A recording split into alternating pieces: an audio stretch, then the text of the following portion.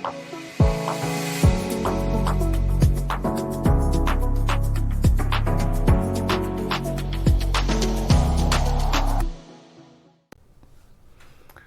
and welcome back. This is your money coach, Money Fit MD. Thank you guys so much for tuning in today. For those that are watching for the first time, I am Dr. Latifat, aka Money Fit MD. I am a money coach and I work with women physicians to help them transform their relationships with money and organize their finances so that they can be financially confident and live life on their own terms. So today I will be talking about, I was going to say an interesting topic, but then I caught myself because I do say that quite a bit. But I'm going to be talking about an important topic today. And this has been based on my experience with working with people in general when it comes to finances. I will be talking about 5 of the most common mistakes that we make. And the reason why I'm talking about it is I want you to pay attention, listen, and we will address how to avoid them so that you don't become a victim of these errors. So stay tuned. So like I mentioned earlier, there are 5 that I will be talking about. There are obviously many things we could talk about, but I want to make sure it's a high yield point. So the most common thing that I find with people and their personal finance is 1, ignoring it. I know. Maybe if you don't look, it will not be there and you could hope it would be okay or pray it away. No, it doesn't work out that way, right? So what happens is, as you guys have heard me say a lot of times, how we feel is based on what we're thinking about. So a lot of times we let fear, overwhelm, shame make us not want to pay attention to our finances.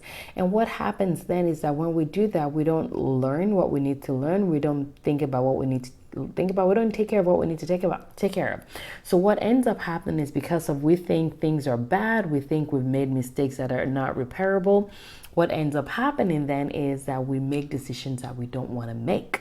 Decisions that does not help us organize our finances, that does not help us with our money mindset, that does not help us build wealth, that does not help us be financially competent.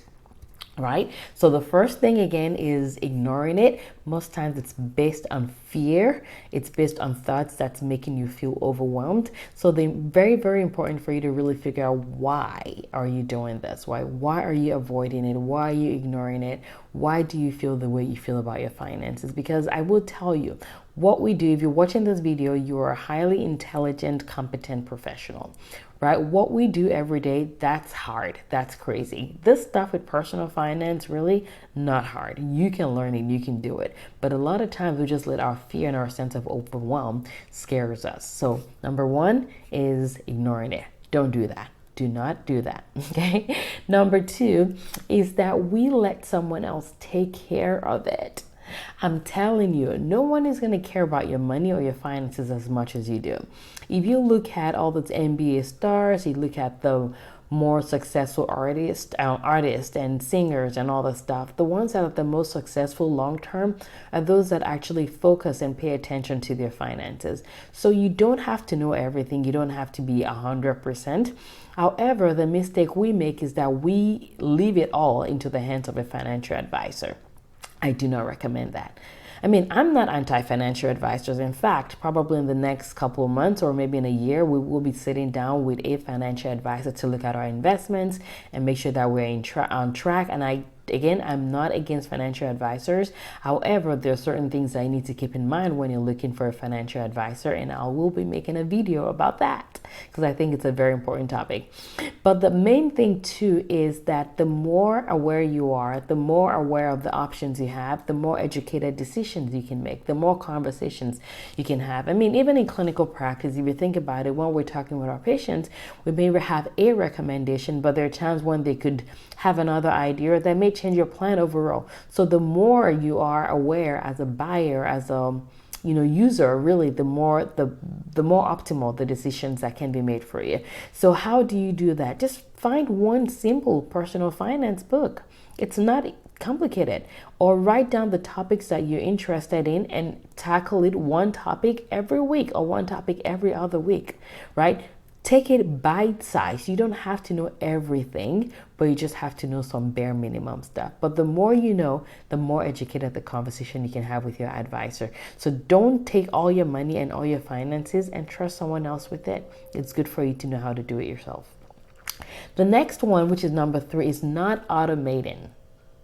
So if you've watched my videos at all, you know I love automation. The reason why is because we are humans, right? Psychology kicks in. And what ends up happening is we have all those great ideas, we have all the things we want to do, but we end up not doing it because we overthink it, we get busy, life gets in the way. So automate your finances. It's so important. I think I'd probably talk about this every single video because it's that important. If you automate it, that's how your goals get met. Right? And then the next one, which is number 4, is we don't pay ourselves first. What that means is that we are not being proactive with paying ourselves for medium and long-term goals first. Most times what ends up happening is we end up spending more than we plan. We end up spending more than we have. And a lot of times it's because you haven't created a spending plan. You have no plan, you have no purpose for your money.